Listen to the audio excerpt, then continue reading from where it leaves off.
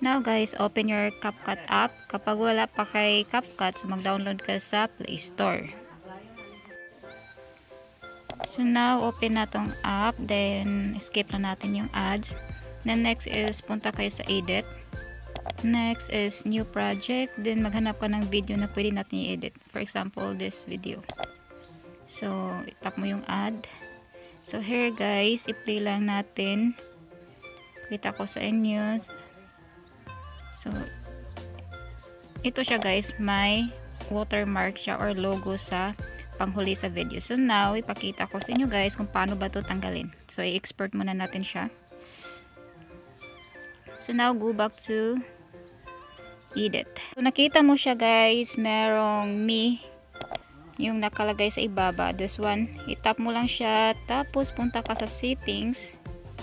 Then, nakita mo dito sa preference yung default ending. So, kapag naka-turn on siya guys, i-turn off mo lang siya. So now, go back to edit na naman. So, new project, then choose the video, then add, then i-try na to siya play guys.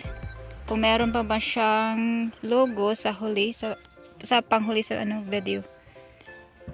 So now you can see wala na siyang logo or watermark. So now i-export natin siya.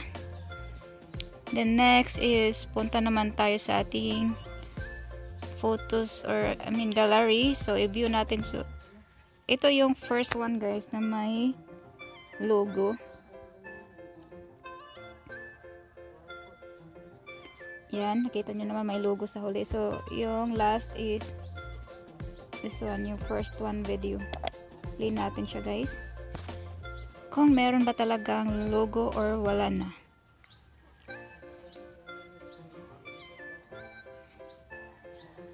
Yan guys, nakita nyo naman na walang logo sa huli. So yan lang, kabilis. Thank you.